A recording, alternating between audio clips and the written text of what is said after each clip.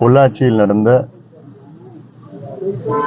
பெண்களுக்கு எதிரான பாலியல் வன்கொடுமை வழக்கில் தீர்ப்பு வந்திருக்கிறது. இந்த தீர்ப்பில் 9 பேரும் குற்றவாளிகள் என்றும் அவர்களுக்கு சாகும் வரை சிறை தண்டனை என்ற ஒரு தீர்ப்பு வந்திருக்கிறது. இந்த தீர்ப்பை நாங்கள் வரவேற்கின்றோம். ஒரே ஒரு வருத்தம், இந்த தீர்ப்பு வருவதற்கு நீண்ட காலம் 6 ஆண்டுகள் ஆனது. இன்னும் விரைவில் இதே போன்ற ஒரு தீர்ப்பு வந்திருந்தால் நன்றாக இருந்திருக்கும். காரணம், எத்தனையோ பெண்கள் பாதிக்கப்பட்டார்கள். ஆனால் ஒரு சிலர் தான் முன் வந்தார்கள். இந்த தீர்ப்புக்கு பிறகு மேலும் பாதிக்கப்பட்ட பெண்கள் எல்லாம் முன் வர வேண்டும். அதே போன்று பாதிக்கப்பட்ட பெண்களுக்கு இழப்பீடு வெறும் மொத்தத்துல 81 லட்சம் கொடுத்து சொல்லியிருக்கிறாங்க. இது போதுமானது கிடையாது. பாதிக்கப்பட்ட ஒவ்வொரு பெண்ணுக்கும், அதாவது மன ரீதியிலே உடல் ரீதியிலே பாதிக்கப்பட்ட ஒவ்வொரு பெண்ணுக்கும் 1 கோடி ரூபாய் நிதி கொடுக்க வேண்டும், நிதி உதவி கொடுக்க வேண்டும், அரசு கொடுக்கணும். இதுல ஏன் இவ்வளவு தாமதம்னா, இது போன்ற வழக்குகளுக்கு சிறப்பு நீதிமன்றம் கிடையாது. இத உயர்நீதிமன்றம் சொல்லி இந்த வழக்கு சிறப்பு நீதிமன்றம் உருவாக்கி பிறகு சிபிஐ அரசு தரப்பெல்லாம் வழக்காடினார்கள். ஆக தாமதமாக வந்த தீர்ப்பு. ஆனாலும் இந்த தீர்ப்பை முழுமையாக நாங்கள் வரவேற்கின்றோம்.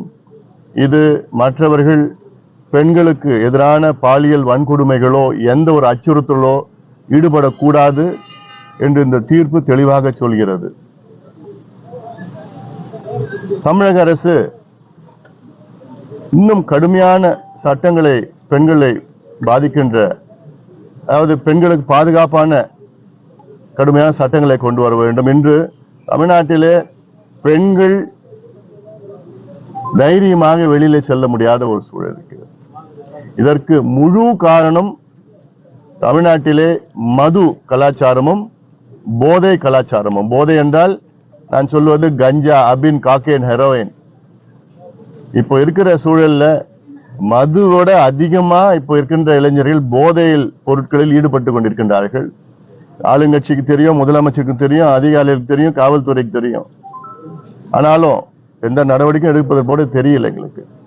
தொடர்ந்து நாங்க வலியுறுத்திட்டு வரோம், இந்த கலாச்சாரம் எப்படியாவது தடுத்து நிறுத்துங்க என.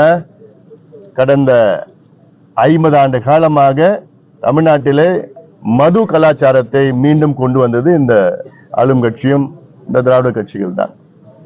இப்பொழுது அடுத்த தலைமுறையை கெடுப்பதற்காக இந்த போதைப் பொருட்கள், ஏன்னா கஞ்சானா சாதாரணமா வந்துடுச்சு. இப்போ பள்ளிக்கூடம் வாசல்ல கஞ்சா விற்கிறான், காக்கைன், ஹெரோயின் விற்கிறான், மாத்திரை விற்கிறான், LSD மாத்திரை விற்கிறான், ஆம்பிட்டமின், எல்லாமே என்னென்ன கிடைக்குதோ, அமெரிக்காவில் என்னென்ன கிடைக்குதோ போதைப் பொருட்கள் தமிழ்நாட்டில் சரளமா கிடைக்குது.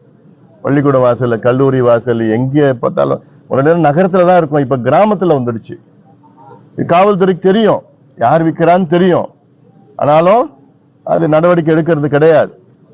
இல்லைன்னா இந்த தலைமுறை, இவங்க ஆட்சிக்கு வந்து கிட்டத்தட்ட 3 தலைமுறையை நாசப்படுத்திட்டாங்க மதுவை கொடுத்து.